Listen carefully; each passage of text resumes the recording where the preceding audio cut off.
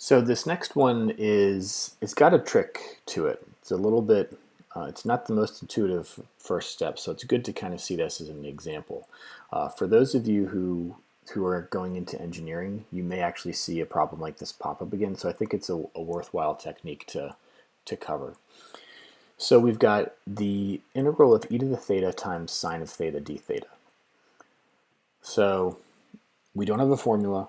U substitution is not going to work. So let's go ahead and give integration by parts a shot.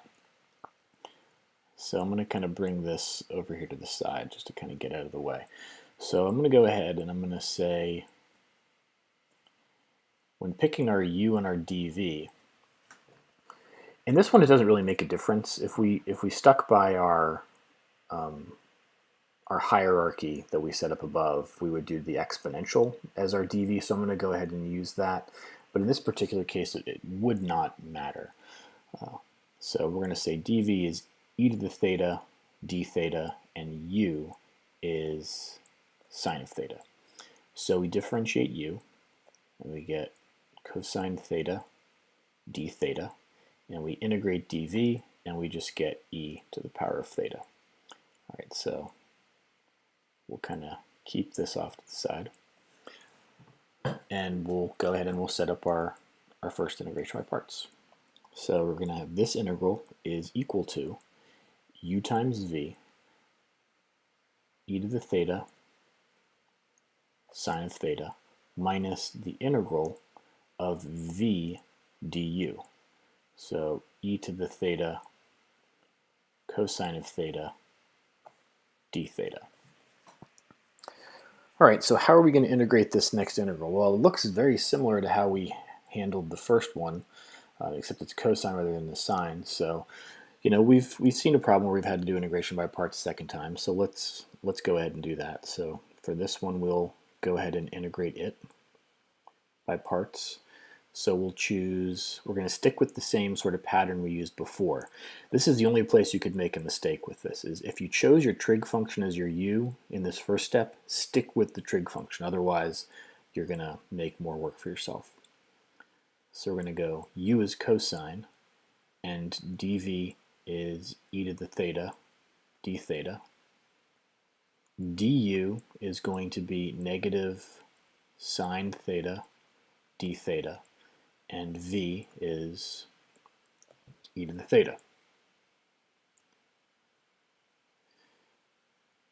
All right, so as we start to put this together, you might start getting a little worried, but it's going to turn out okay. So let's see what happens. So we've got our e to the theta sine of theta minus, and we're going to go put all of this in a bracket because we're going to have to distribute that negative later.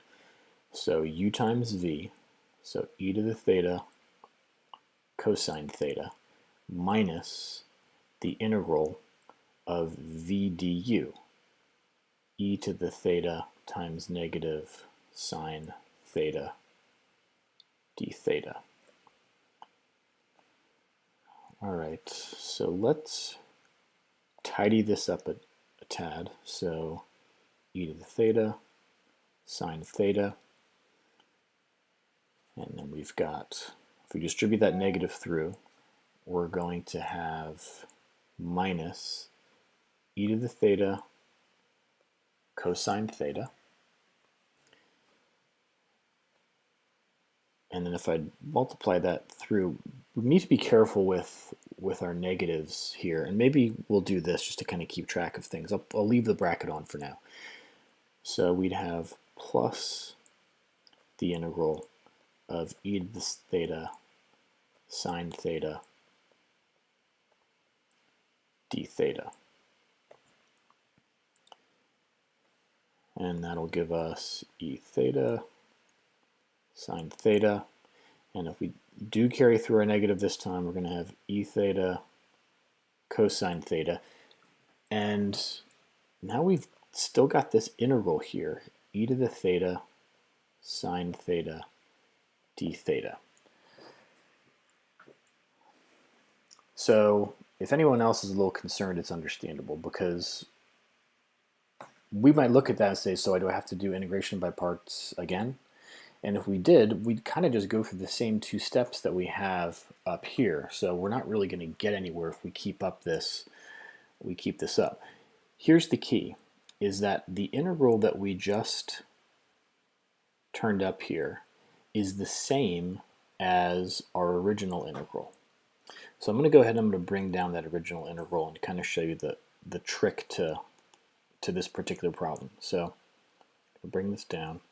We've got the integral of e to the theta sine theta d theta here.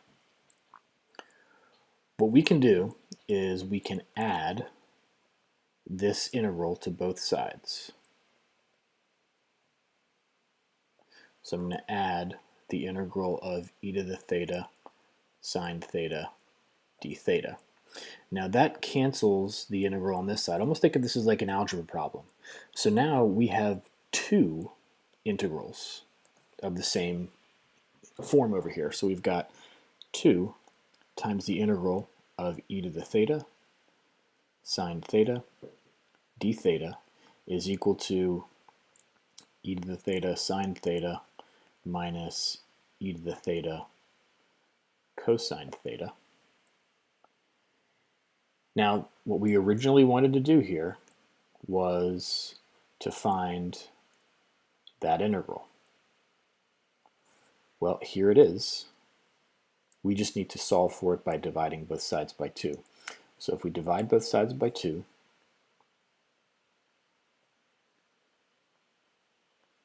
we are going to get our final solution here. So as it turns out, the integral, those cancel, the integral of e to the theta sine theta d theta is going to be equal to 1/2 e to the theta sine theta minus e to the theta cosine theta. And then we don't want to forget our plus c because we were integrating in this case.